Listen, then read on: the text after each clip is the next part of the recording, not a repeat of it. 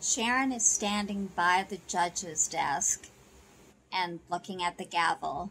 She wanders around the room. Victoria, Nikki, Michael, and Brittany are all there. She walks over to Brittany and says, "This is it." And Brittany says she's going to do her best to get her off. And Sharon says, "What about Nikki and Victoria?" Brittany says, "My job is to defend you." Michael's talking with Victoria and Nikki and says he's not going to put them on the stand because they lied multiple times and they'll have to get the truth out another way. Nikki asks, "How's the truth going to come out any other way?"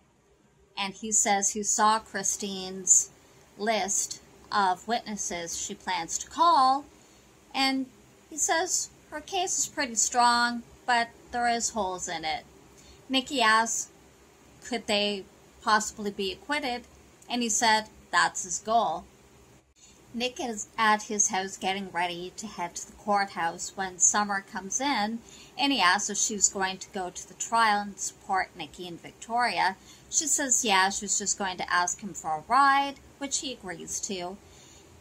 And she asks, "How do you think it's going to go?" And Nick says that Christine's got some powerful artillery in her arsenal. And Summer says, "So you mean Mom's testimony?" And Nick says, "Oh, you know about that." And Summer fills him in on the fact that Phyllis told her all about girls' night. And she says she gets it. She knows why they did what they did. And she gets why her mom went forward with her story as well. And she says, "Obviously you don't, or else you wouldn't have kicked her out." And Nick says, "Well, she's testifying against my mom, my sister, and the mother of my children. What do you want from me?" Summer says, "Just 5 minutes of your time to change your mind." Jack is sitting on the couch in the Abbott living room when Billy comes in, and Jack says to him, "You're late." And Billy says, "Yeah, well, I'm being a single parent to my kids these days, and it's not that easy to do."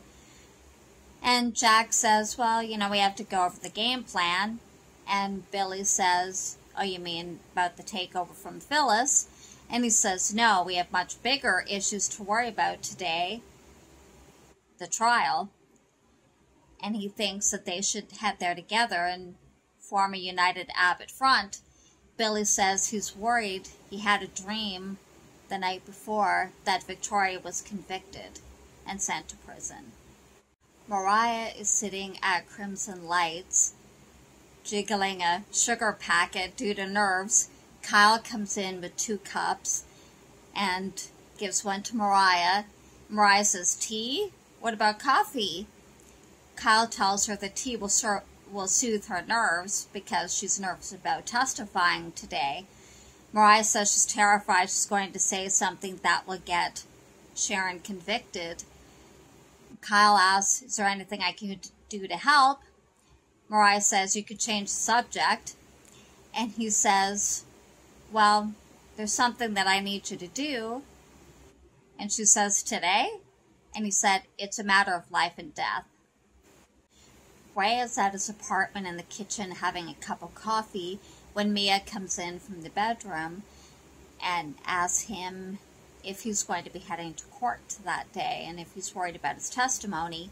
He says he's not allowed to go in the court because he's on the witness list and he's not sure when he will be testifying. Mia says that's good, it'll give them a chance to talk. And she asks him, "How's Lola?" And he said, Arturo said there's been no change. And Mia asks him, she has to know, is he going to turn her in for hurting Lola? Summer's trying to convince Nick to give Phyllis another chance, and Nick says they wouldn't have been charged if she hadn't opened her mouth in the first place. Summer tries to persist to get him to listen to her, and he says, "No, and I don't want you to bring Phyllis up to your mother or to your aunt or your grandmother either. They just need your support today." Victor enters the courtroom, and Nikki goes over to him and gives him a hug, and he asks her if she's okay and if she needs anything, And she says no, she's fine. Victoria comes over and he hugs her, and Victoria asks him how he's doing, and he says he'll be a lot better when this farce of a trial is over and his family is back home. Jack and Billy show up, and Billy hugs Victoria. Victoria asks how the kids are, and he says they're fine and they're wanting Mommy to come home, and she says hopefully that will be soon. And Jack says that he wouldn't be anywhere else but there with them, and they thank him for being there for them. He walks over to where Sharon is standing and asks how she's doing, and she says she's never been more scared in her life. And he said, if you get nervous, just look around. The whole courtroom will be filled with people rooting for you.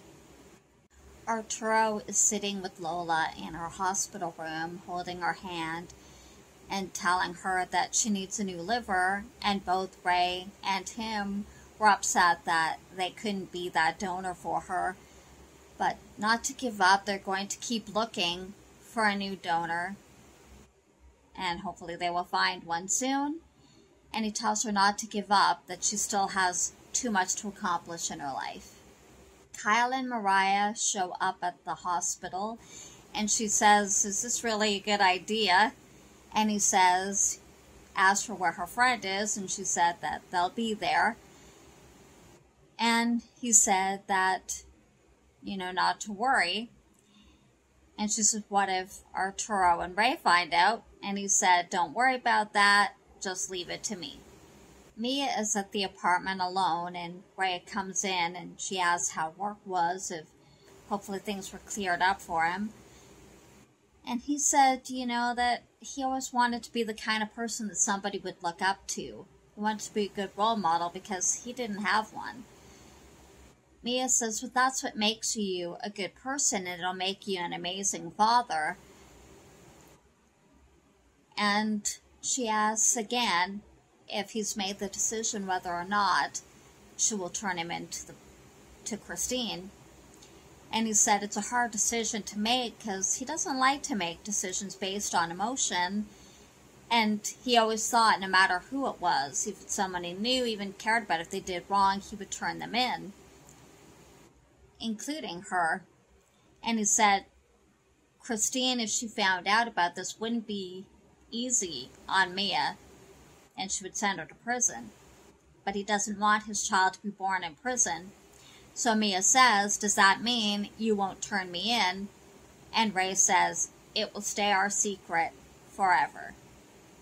Mariah does a live broadcast for GC Buzz from the hospital, looking for a living donor for Lola's liver for a transplant. She has Kyle tell what he thinks of Lola and about her attributes and the fact that she was this close to getting everything she ever wanted when she was attacked, and that they don't know who the assailant is. Mariah says it's just a quick, painless blood test to see if you're a match, and encourages people to come down to get tested to help save Lola's life. They end the broadcast, and Arturo comes out of Lola's room and says to Kyle, do you have anything to do with this broadcast?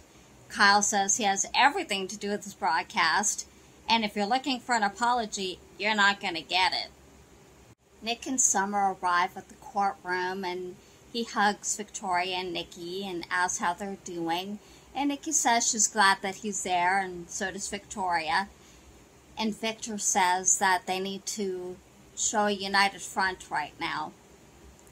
And they thank Summer also for coming. Nick excuses himself and walks over to Sharon and asks Jack if he can talk to her alone for a couple minutes. Jack says of course and tells Sharon to be strong and that she's going to be able to get through this. Sharon thanks him and Jack walks away. Sharon asks Nick how Faith's doing, and he tells her that everybody's pitching in for her through her homework, and Victor has taken her to the stables to keep her spirits up. But she really wanted to be there today. Sharon says this is the last place she needs to be, and Nick says that She understands that he had a good talk with her. And Sharon asks him how he's doing.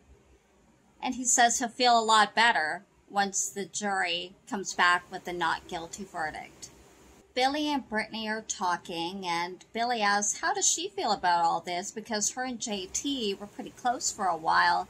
And Brittany says she had mixed feelings about it, but after she found out about the kind of person JT became, those feelings kind of went away. And Billy says, you know, it's true. Maybe you really never know who people really are. And Brittany looks over at Sharon and says Sharon doesn't deserve to be in prison for this. And Billy says none of them do. And Brittany says now she has to convince 12 jurors of that. Christine comes to the doorway of the courtroom and looks in. She looks a little trepidatious. She walks in slowly, and everyone in the room watches her walk to her table. She looks around at everyone, and they all look back. She sits down and looks over at Michael, who looks back at her, and she sighs. Kyle's defending himself to Arturo over the live broadcast with Mariah on GC Buzz, saying that the only way Lola's going to get better is if somebody comes down and gets tested to see if they're a match. Mariah cuts in and says, and Kyle figured the best way to do that is to broadcast it on TV in the ICU because it would have the most impact and reach the largest audience. And Kyle says, you have to know there's nothing I won't do for Lola. And he doesn't care if Arturo cares about that or not. Mariah excuses herself because she has to go to the courthouse, and Kyle tells her he owes her one, and she says, yeah, and I have a long memory. She leaves, and Kyle continues to defend himself, and Arturo cuts him off and saying, can I talk now? And to thank him for what he did. Mia thanks Ray for protecting her from any charges with hurting Lola, and he says it'll take a little while, but the leads will grow cold. The earring, they won't find any DNA on it because, and it could have belonged to anybody, including any one of the Abbotts. And he said eventually they'll end up at the bottom of a pile and basically be forgotten about. And Mia says, and our little one will grow up with two parents that love them. And Ray says this child means everything to him, and he'll always be a father to them. And Mia says, and what about our marriage? Will you stay with me just out of moral obligation, or because your heart says you can't live without me? The judge instructs Christine to give her opening statements, and she stands up and says, we are here today because these three women made an oath to keep silent about a conspiracy in the death of J.T. Hellstrom. She goes through the night in question in detail of the argument and why they were there to lift Victoria's spirits up after her breakup with J.T. once she realized that he was emotionally and physically abusive, that they argued and Nikki came in and grabbed a fireplace poker and hit him. Then she changes the script and says that they didn't call the police or call for any help, but instead wrapped him up in a rug and buried his body in the park, and made a blood oath that they would never tell anybody what they did, which in fact is conspiracy. And she said these women believe that they're above the law, and that, yes, JT was not a good person, but he didn't deserve to die that way, and why these women believe they're above the law is beyond her. Victor stands up and says that's an egregious misrepresentation of the facts. Victor says to the judge that this is a miscarriage of justice and that Christine only has a vendetta against his family and that she wants to put a Newman behind bars. It'd be a feather in her cap. The judge tells him to sit down and hold his tongue, and which he doesn't do. Christine says that's basically justification right there of what she was saying, and asks the judge to have him barred from speaking anymore, have what he said stricken from the record, and have him banned from the courtroom for the rest of the trial. The judge does so, and Nikki tells him silently that it's okay to leave, once Michael also says that he will leave on his own volition, which he does. Christine says, well, that further proves her case to the jury that the elite believe they are above the law, including murder, and it's time to show them that this is no longer possible, and that they also have to be held accountable for their actions. Arturo says to Kyle that he appreciates what he did. He may not always agree with his methods, but he does know where it's coming from and that he does care about his little sister, and he appreciates that. When he said, the next time you get any big ideas, run it by me first, which Kyle agrees to. Arturo asks, you want to go in and see her? Which Kyle says yes, and Arturo says, what are you waiting for? And Kyle heads toward Lola's room. Mia says to Ray that she probably shouldn't ask a question that she doesn't want the answer to. And he says basically that he'll stay, but because he's always wanted kids. And he said that, he thought that there might be a time when that, once he found out how she felt about Arturo, that maybe there wasn't anything left for him here, that he could start fresh somewhere else. And Mia said, with someone else? He doesn't really answer that question. And Mia says she's never loved anyone the way she loves him. And he says to her that timing's a funny thing, that, he's always wanted to have kids, but she never has. And he has to wonder that if she's actually happy that she's pregnant, or she's just happy that being pregnant prevents him from turning her in. Brittany gets up to make her opening statement and says that she is the lawyer for Sharon Newman, and it's important to make the distinction that Sharon's case will be different from Victoria and Nikki's, and for them to listen to the facts, that Sharon wasn't criminally liable for anything that had happened on girls' night. Michael's up next and says that there's one thing he agrees with the prosecution, and that's to listen to all the facts in the case. He says that the prosecution's star witness, Phyllis, was also arrested along with the other women, but made a deal to get herself released by giving her version of the story of what happened that night. He tells them that it's important that they weigh everything she says very carefully with that knowledge that she said it to get immunity from trial.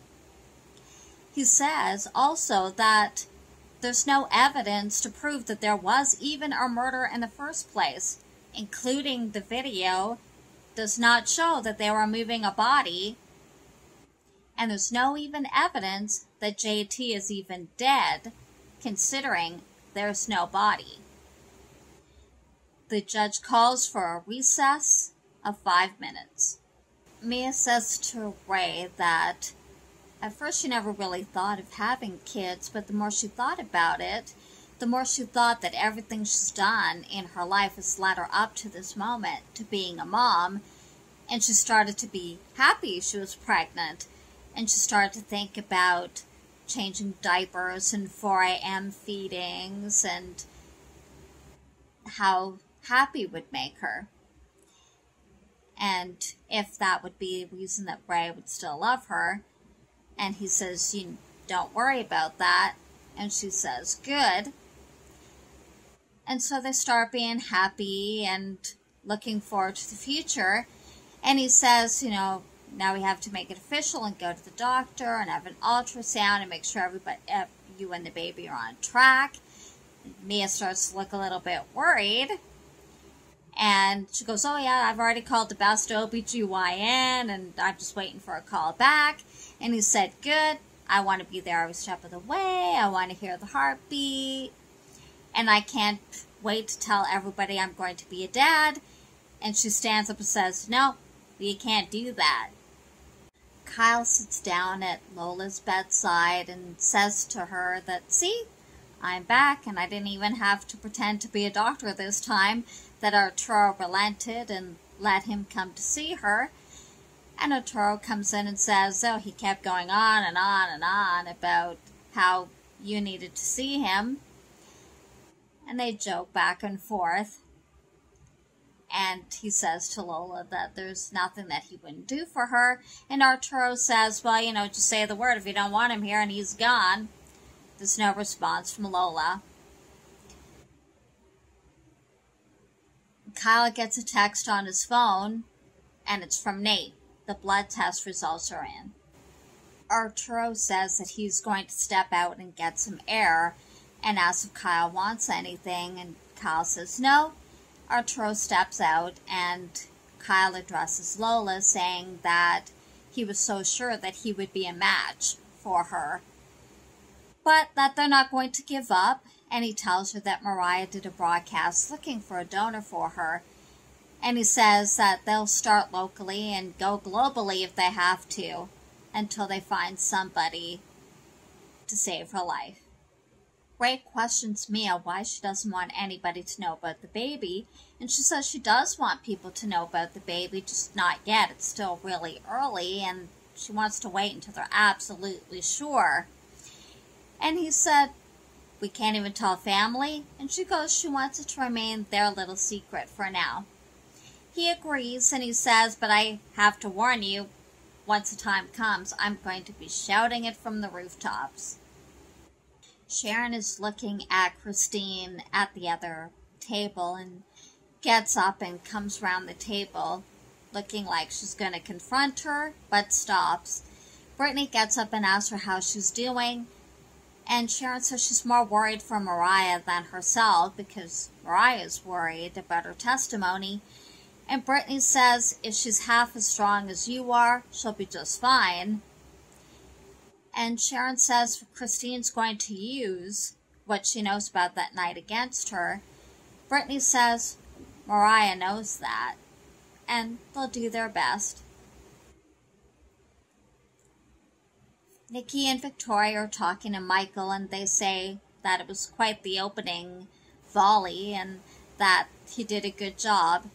And he said, it's the first step. Nick wants to talk to Michael and pulls him over to the side and says, now that you've seen the judge and you've seen the jury, what do you think are the chances? Michael says, I have to be honest, it's going to be an uphill battle. Well, that's it for today. I hope you enjoyed it. It's a good episode. Tune in tomorrow for another recap of The Young and the Restless. Thanks for watching. Bye-bye.